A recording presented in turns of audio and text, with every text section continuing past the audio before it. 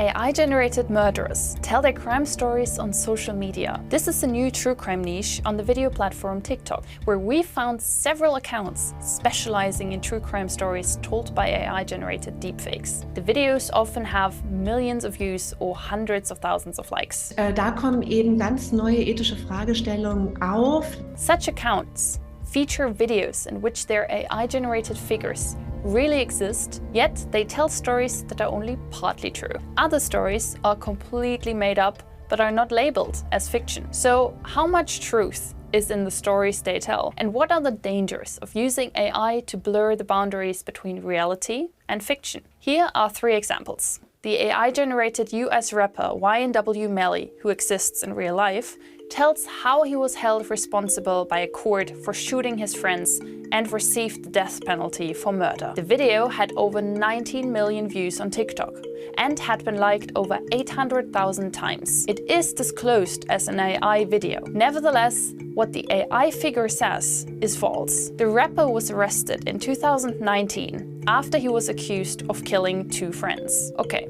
so up to this point, the story has a kernel of truth, but he was not given the death penalty. In fact, the real-world trial is still ongoing and has been repeatedly delayed. No verdict has yet been handed down. Also, the figure in the AI-generated video implies that he's not responsible. In court, YNW Melly pleaded not guilty, according to media reports, but he may not have argued his case as presented in the video.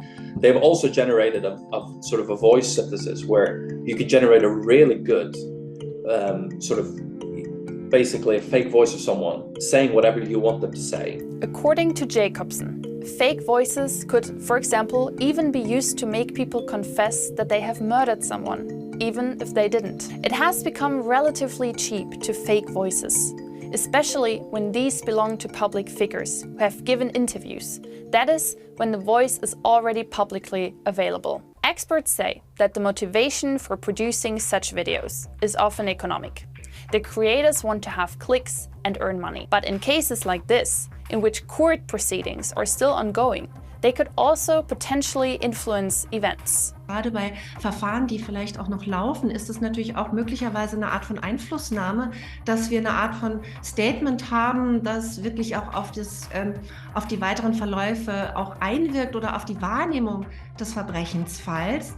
Und dass das natürlich ganz schnell zu Manipulationsmöglichkeiten und in dem Fall dann eben auch Desinformation führt, was langfristig natürlich auch die Glaubwürdigkeit von ganzen Institutionen, von Gerichtssystemen, von Ordnungssystemen und so weiter auch hervorrufen kann. Though we reached out to the creators of the video, we have not received a reply to date.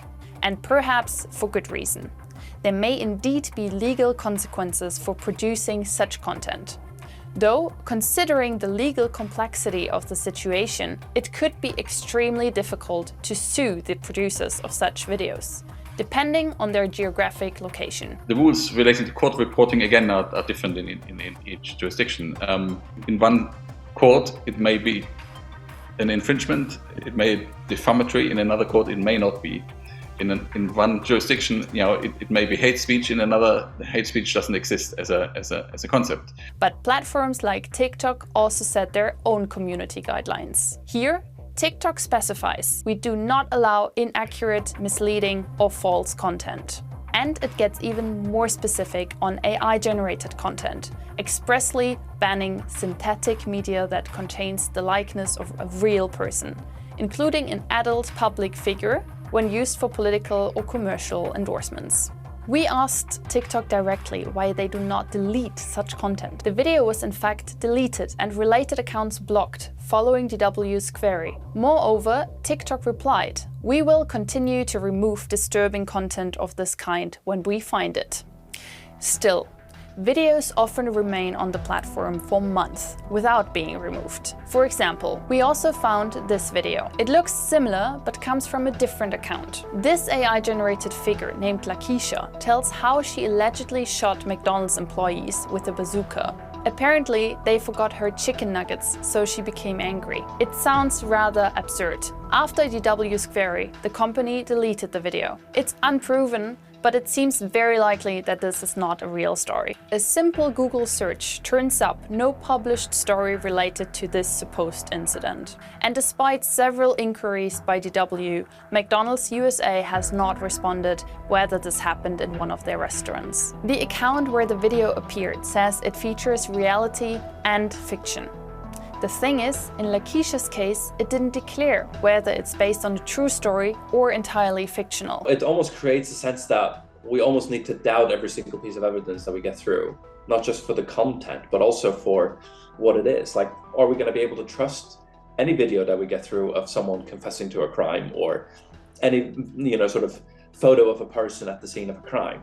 According to experts, people may not be able to fully distinguish between what's true and what's false.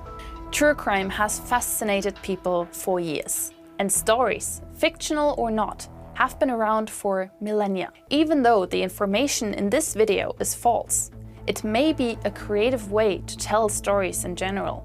The problem is when people can no longer distinguish between a true story and one in which they are made to believe a crime was committed by a person when it wasn't. However, we also found true stories among the videos.